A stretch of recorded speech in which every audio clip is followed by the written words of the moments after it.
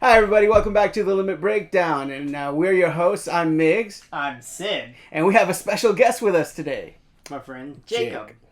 And today we're going to be discussing the new Elvis biopic that was recently released and our thoughts on it. So let's get right to it. Our too long didn't watch take on Elvis is Four Hearts. That means it was a good watch. It was very entertaining.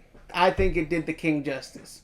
All right, we're going to kick it over to the intro, and we'll be right back with our thoughts and review.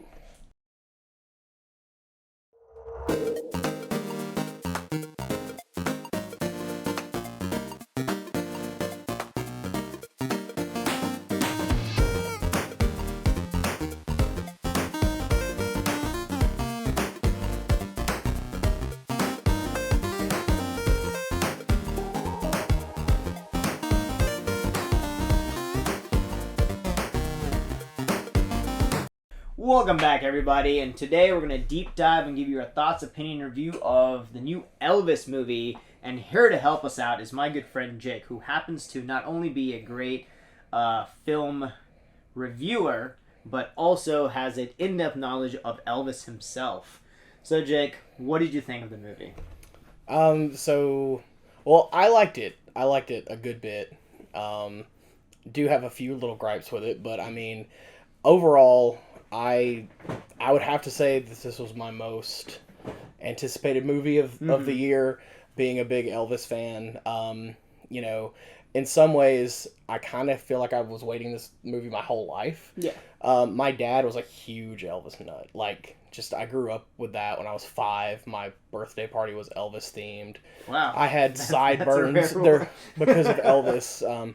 Grew up watching the movies that he very famously or infamously doesn't care for, or didn't care for, that he made in the 60s. Grew up watching those things, watching him perform. So I was very excited, and I did like the movie. I thought Austin Butler was terrific. Yeah, great casting there.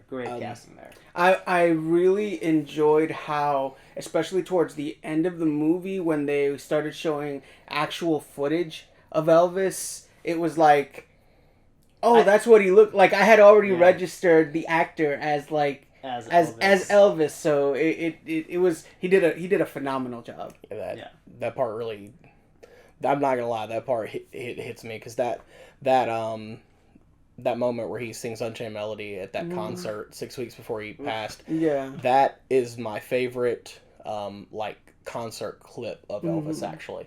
And when I saw that that's how they were gonna in the movie, I immediately got that, when you're at a funeral and you're trying not to, man, I immediately, the feels. Everything gets really heated in your face or whatever. You can feel it coming, and when it just jump cuts to actual Elvis, I lost it. Oh, wow. I was like, whoever's around me is just going to have to deal. Wow, yeah. Same. I thought it was a great movie, and I followed Elvis's life a little bit, because Elvis is actually very popular in India too, and when I got here. So as far as the movie, so there's two ways to look at a biopic like this, right? There's one being, how does it compare to the actual person's life? Right. Right, like how much fiction and nonfiction is there? And then the second aspect is, how does it compare as an individual movie? Suppose Elvis, the person, never existed. They just made this movie. Yeah. So looking at those two things, I think they did a great job with both. The beginning of the movie, if you notice, there was a bunch of animations here and there, and how they portrayed what city they're in was very clever. And as the movie's tone got darker, those things kind of went away. Right. And I thought that was very clever. So yeah. I definitely noticed that motif where it was the fantasy and the whimsy of his life, and the his dreaming and his daydreaming and wanting to do all these things, sort of, like you said, it started to get darker and went away, and by the end it was the motif I was seeing at the end is isolation, loneliness, everything's muted. I felt that they gave us the Wicked treatment. Yeah. I felt that because you would have thought, okay, it's gonna start and it's gonna end with Elvis, but it didn't. It started and ended with the Colonel. Right. And so, you got everything kind of from his perspective, and he became, whether rather unreliably, the narrator of the story. And it was interesting to give it that perspective. I had followed Elvis's career. Obviously, you kind of have to be living under a rock not to be at least somewhat familiar with Elvis. But especially like I'm, big music lover. So his influence is undeniable. But as you grow older, like, especially in certain communities, Elvis is a very controversial figure. And having done a little bit of research previously, and I wouldn't say like deep, just kind of surface level, I had an impression of Elvis that I think this movie changed for me. They going after graduating high school, going to college, I was taking a music theory class. And, they were talking about how a lot of the influences that Elvis had were rather uncredited. And they painted him in a very negative light. As somebody that was exploitative, particularly of early black culture.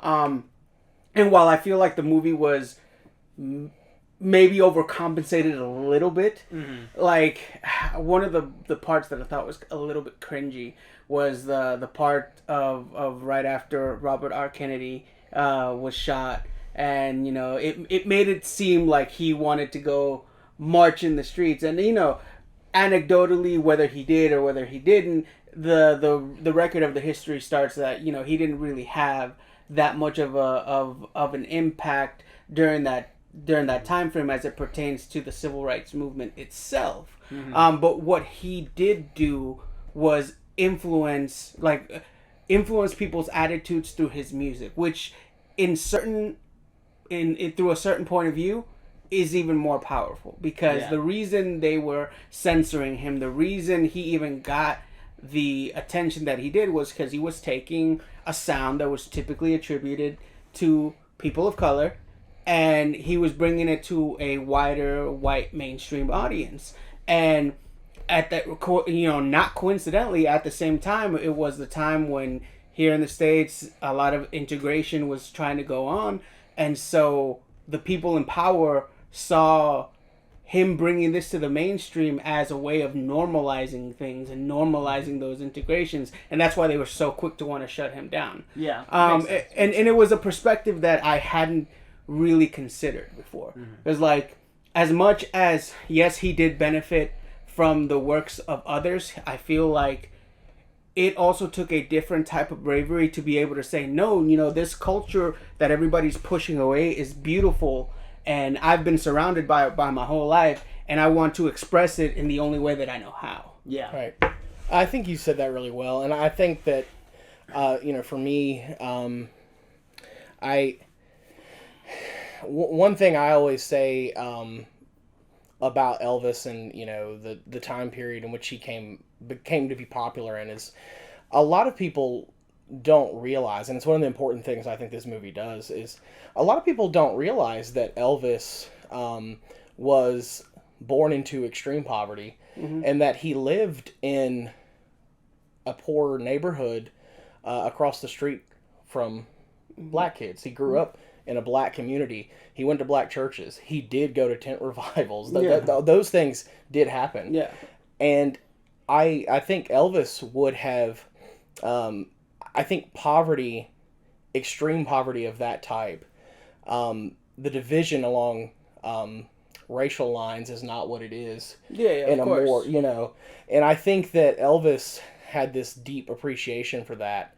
And I think Elvis would have certainly acknowledged, like, I'm a white man singing black people's music, but he also would have thought of it very much as his culture also, because he grew up around it. Well, and an interesting aspect too is looking back at interviews he did around those times. Whenever people would interview him, he'd say, they would say, he's the king of rock and roll, or he's the founder of rock and roll, and he would always rebut against it. He goes, no, I I didn't do this. I didn't start this. Right. I actually, so I always have two thoughts about that. Like, one is like you said, he would say like, no, like there are all these artists, you know. And another thought I have is like looking at it in a different context. Maybe for him specifically, it's kind of like, so. Let me back up and ask this question for this to make sense, right? If we look at Elvis, and this is something I've done my whole life, you know, just myself. What was it about Elvis that was unique? Because the one thing, of course, is he's singing music that he heard in predominantly black circles. But the other piece of it, and this movie kind of touched on it a little bit, but his other big influence was country and western and white gospel as well. And that man can sing some gospel. And what made Elvis unique specifically, I think, aside from just being a white guy that was right place, right time with an amazing voice, is it seemed like his style, he was able to kind of blend that. He was able to take those southern gospel roots and black gospel roots and country and western and rhythm and blues and like somehow vocally put that in a blender. Yeah. And so when there's a really, really wonderful biography called Last Train to Memphis by Peter Gerlach that was written about Elvis. And he's a music critic and music history writer for Rolling Stone. Yeah. And he has a chapter where he addresses the relationship between Elvis's rise and whether or not it could be said that he stole music or whatever. And he basically says is like, well, you just kind of have to if you have an understanding of what was happening at the time, you don't come away with that impression because Elvis. There's this famous quote where Marion Keisker, who was the lady who worked in Memphis recording studio, right? She said, "Who do you sound like?" And Elvis kind of said, "Well, you know, I don't sound like anybody." And he wasn't being like arrogant. He was trying to say who he thought he sounded like. And aside from when maybe he was doing an imitation of somebody, when people heard Elvis sing, they just had never heard anything like it. And I think when you mix it together with the crazy moves, that dancing and the like weird spastic energy he had. I think one thing that Elvis hasn't really been properly credited for is the fact that, at least to me, his most outstanding quality was as a performer. Oh yeah. I feel like as a showman, as a performer, he is. I would put him in the same class as, say, like a Michael Jackson. Yeah, he was definitely a performer. When he got on stage, and they mentioned in the movie as well, and Priscilla was like, the only time you're happy is when you're on stage. Yeah. And I think that was true, as in, he genuinely was, he could put on a show from just watching the movie itself. He didn't have to look at the biography. That was his jam. That first initial scene where the Colonel discovered him, where he's kind of, you could tell that he's nervous, you can tell. And then, people talking trash, but as soon as he got going, like, man. So I'm going to pull back the conversation a little bit away from Elvis himself, and to compare that to the movie. So now we know the main actor, what's his name? Austin Butler. Austin Butler. Did a good job. Comparatively, what do you think, Tom Hanks, who obviously is Oscar-worthy actor, how did you think he compared to the original Colonel, or just as a character in the movie? So, as a character in the movie, it's sort of like almost devilish figure mixed with like Porky the Pig or something. Like his nose bothered me the whole time. With that, I would say, as an actor, I think he did what he was asked to do, which I think he was asked to develop the strange accent that Colonel Parker didn't really have. I think his performance is good, but I can understand why for some people it was overshadowed by it, because the performance also almost seems like it could fit into a different movie. You know. So my thought, and again, I don't know anything about the Colonel outside of this movie. Like, before I knew of Elvis, I had never heard about his manager before watching this movie, and it was very just James Bondish, like mustache twirly, even evil complete for with being the saying of evil. yeah, complete with the terrible accent, and I mean, putting the it was almost like a caricature.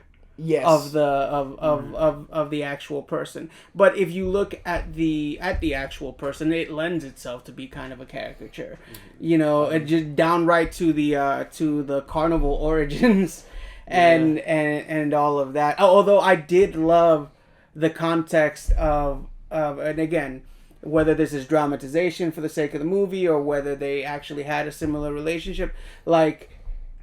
The way that they portrayed the Colonel, right? It seemed kind of like, oh, he's taking advantage of Elvis, and you know which he no, undoubtedly he did, but I think Elvis was a lot more aware of it than what people might have given him credit to, and even going to the first scene of him of them talking in the carnival, where he's like, you know, we're both snowmen. He's like, I'm a performer. You know, I'm the ones, you know, getting the people in the room and making them sure that they leave with nothing but their smiles and empty pockets.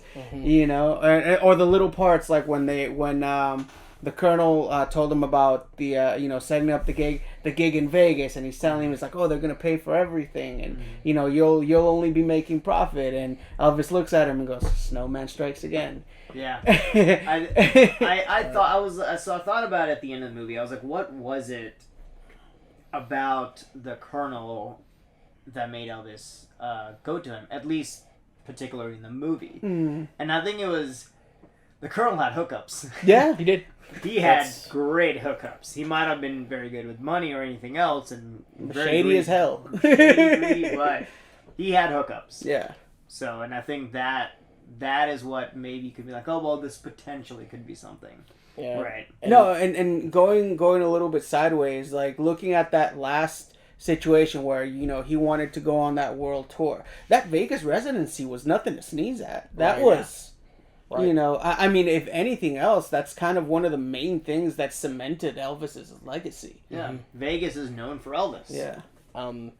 Yeah, historically, to speak to that side of it for a minute, the reason I would say like the 4 hearts instead of 5 is because if you're going to talk about historical things that were historically true that were sacrificed to build a better narrative, they definitely turned the Colonel into much more of a villain than he was. Yeah. So I can see that. I would say, like, historically speaking, a lot of what you saw was like true or truth adjacent when it comes to the Colonel's personality.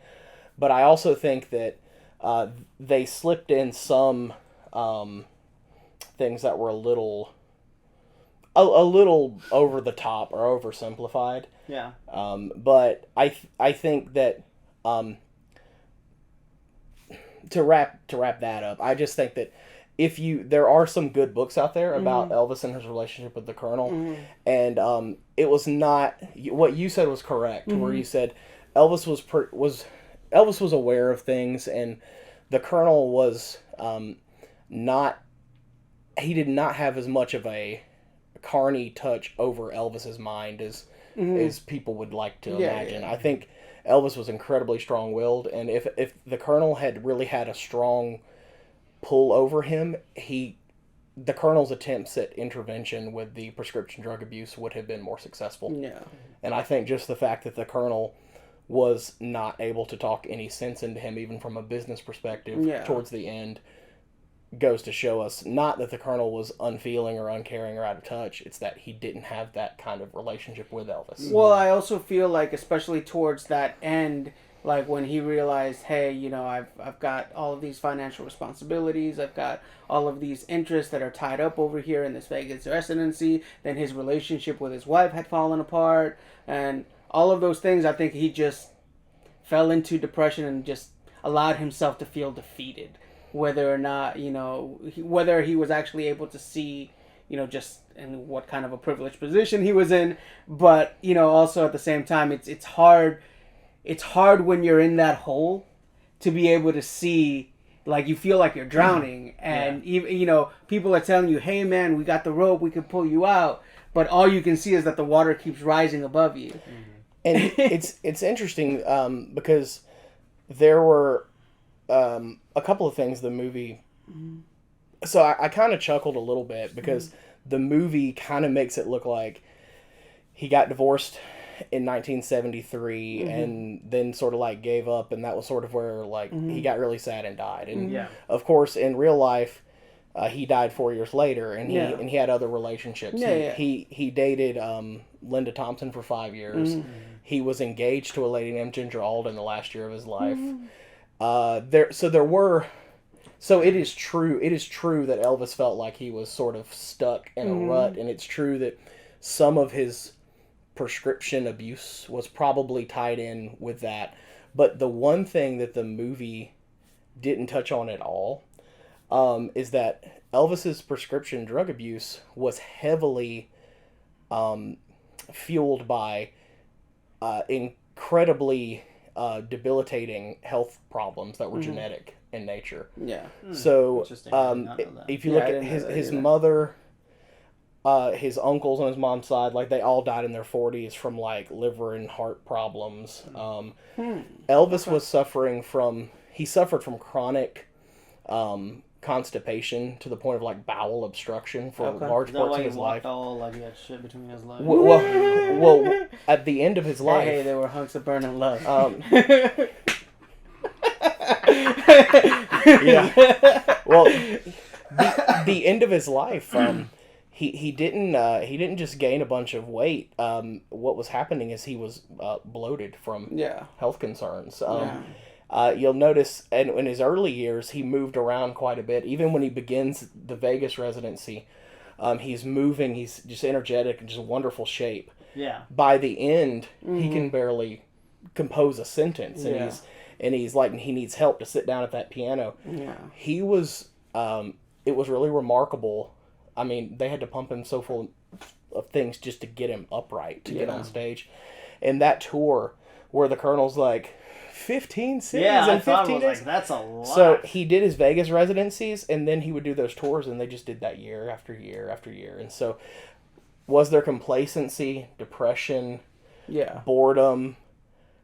No question. I mean, he also at that time, no one in the world had that level of fame. I mean, you think about this all the time. If he had lived a few more years and had seen just how popular Michael Jackson became after Thriller, those are two individuals that would have understood each other in a way that I don't know if any other performers could, because both of them achieved that.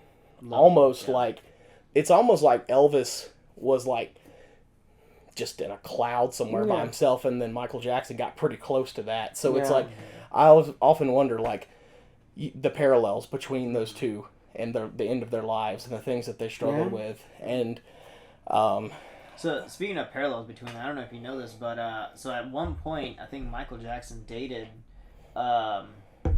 They were Lisa married. Marie, Were they married? They were married. Oh, I didn't know they were married. Yeah. I knew they dated. I didn't know they married. There's a very cringy music video with her. I've seen it's so King of Pop was married to King of Rock's daughter. The other thing that I kind of had issue with the other thing that I kind of had issue with, and I understand why they didn't touch on it, and his relationship with his wife Priscilla, right?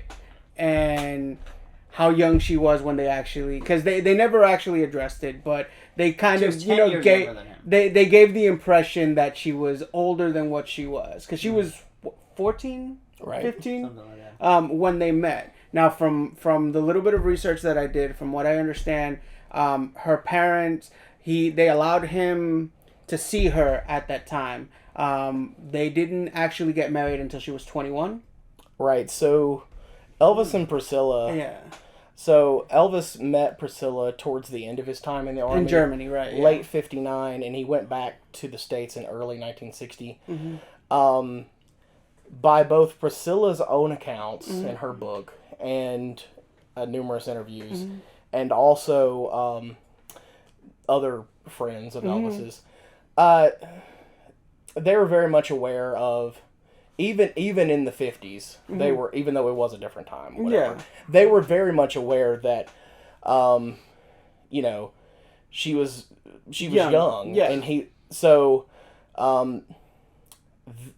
Priscilla maintains that the nature of their relationship was never inappropriate while she was underage, and there's been no evidence brought forward. Right. Other than just we, in 2022, we sort of cringe at it. Yeah. But he moved her to... There was a period of time where they didn't see each other at all.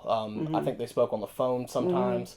But he was a movie star back here in the early 60s. Yeah, of course. And he was dating, like, big-time movie stars and being Elvis out in Hollywood. And she was still in Germany going to high school.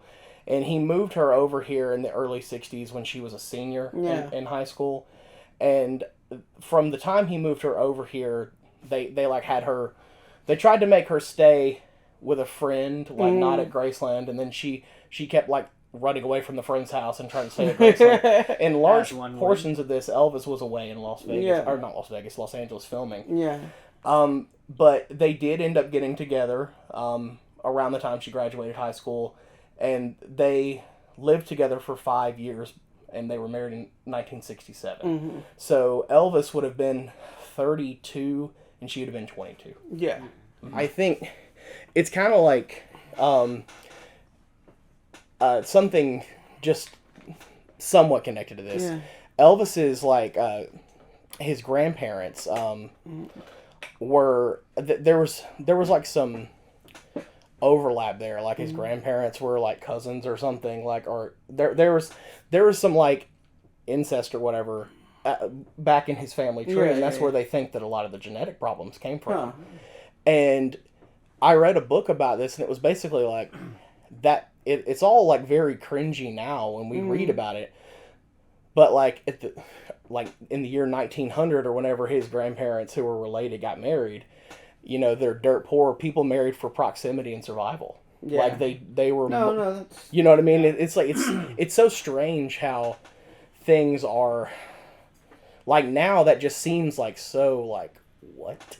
Yeah. But it's just interesting how things are, and then of course a contemporary of Elvis who faced a ton of scrutiny at the time was Jerry Lee Lewis, who married his 13-year-old cousin. Yeah. And it's like that's why Jerry Lee Lewis, who was an amazing musician, his career kind of like did not ever reach heights like Elvis, partially because he married his cousin when she was 13. So it's like, I always go, Elvis and Priscilla, by our standards, probably a little problematic. Jerry Lee Lewis at the same time. That's why Elvis was still America's sweetheart and Jerry Lee Lewis wasn't. You know what I mean? And again, like, you know, I think also the music was a little bit.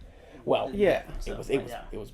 Jerry Lee Lewis also drunkenly showed up at Graceland in the 70s demanding to see Elvis and had a gun and got arrested because they thought he was going to try to kill it. That's a whole other story. Oh man, we'll have to talk about that sometime. Let's get into final thoughts. If you guys don't mind, I'll start. Yep. Like I said, I not the biggest Elvis fan in the world, but I've always been intrigued. I've always been a fan of the music, obviously all the hits and whatnot. I really feel like I gained a lot of perspective from this movie because I went in with one opinion, and again, like the big elephant in the room with Elvis is always the aspect of whether or not he benefited from appropriating black culture. That's literally the elephant in the room with it. And while I can see how that argument could be made, I also, after having watched this, and then this movie promoted me to do a little bit more research into it, and a lot of the influential people at the time. What is it, B.B. King that he was really good friends with. He was really good friends with James Brown, and so like a lot of those influential musicians of his time. You know, when they were asked about the question, oh, you know, how do you feel about Elvis, or how do you feel about what he's done with the music? Like, most of their attitude was like, we love him. Like, we love what he's done. We love how he's embraced, and he's opened a lot of doors for other musicians of similar style. So, for me, like I said, my biggest takeaway from the movie was that it gave me a different perspective. Now, you know, obviously, things were dramatized, things were kind of prettied up around the edges, and you know, you always have to go into that. But I feel like anything that provokes you to want to learn more has got to be positive. And if nothing else, this movie made me more curious to learn more about the man, and I came away with a better impression. Cool. I think my biggest takeaway about the movie itself,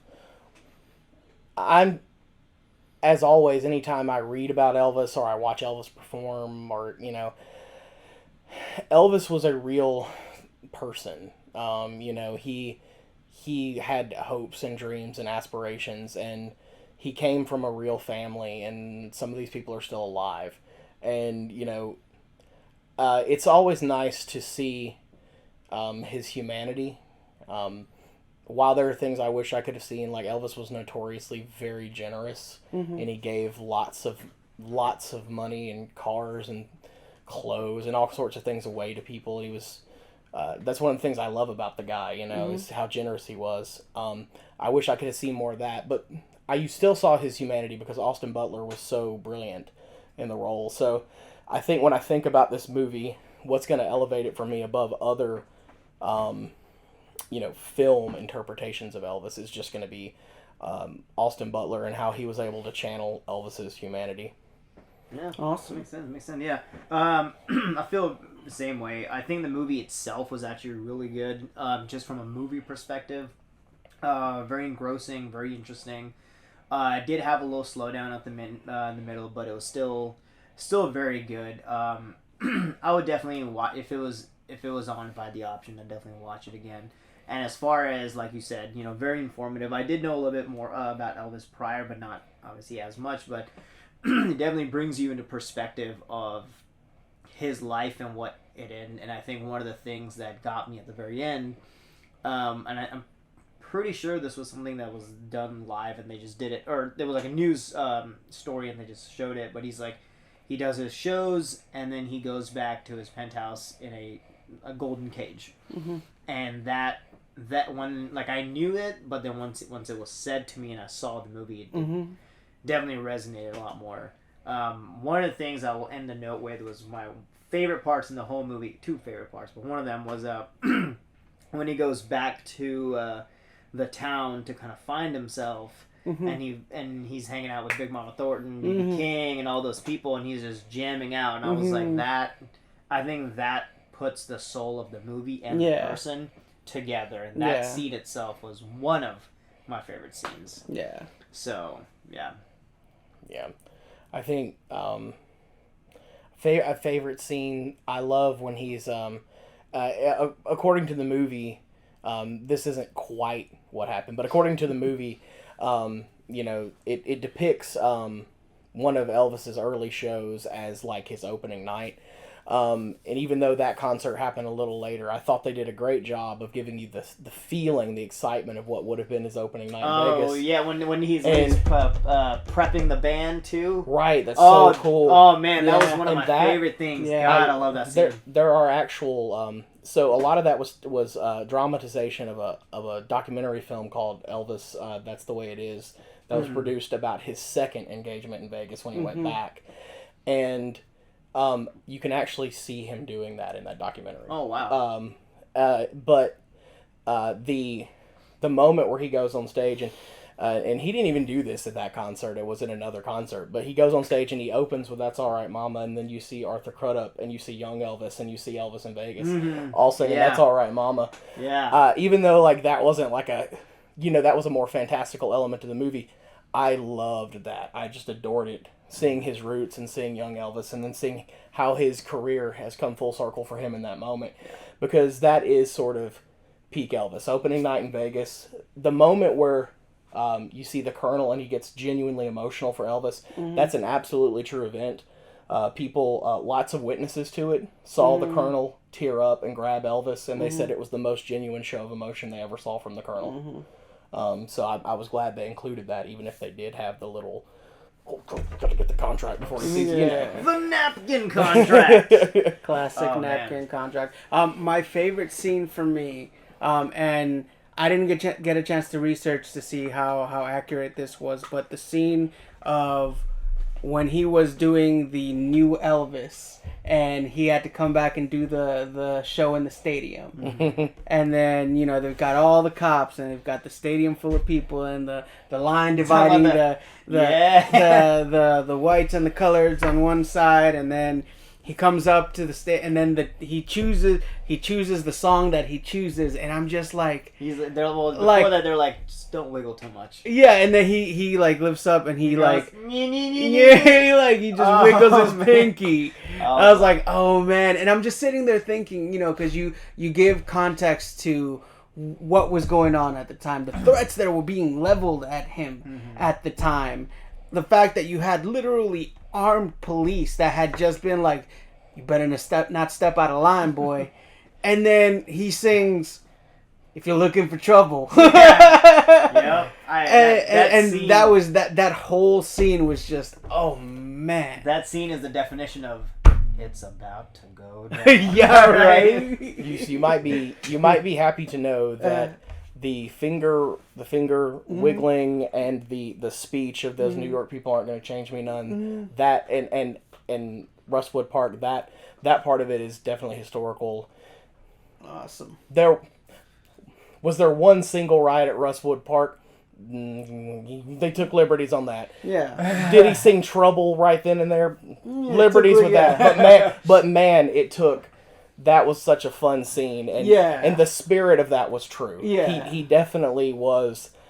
He definitely was a rebel, and that was the thing. Is like I was hoping, like, I'm a high school teacher. I was hoping some of my high school kids who never would have thought Elvis was cool now in 2022 might watch this movie and be like, I don't know, like some of that did slap. You know what I mean? No, I mean just just from like you said, a historical perspective, like that took balls. Yeah.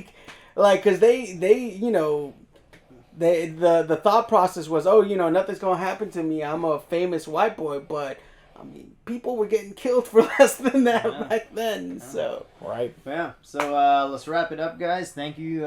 Any last thoughts before we end? Thoroughly enjoyed the movie. I've thoroughly enjoyed this discussion. Oh, it was a lot of pleasure fun. having you here. That was a lot of fun. Thank you so much, Jake, for coming. Yeah, definitely. Thanks for giving me an opportunity to talk about Elvis to someone.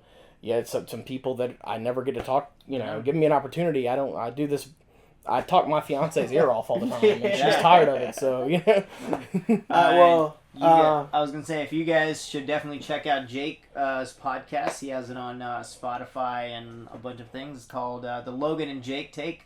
They do something very similar, but they deep dive into a lot of different stuff, fun stuff. We'll drop it in our comments below. Thank you again, Jake. Take it away.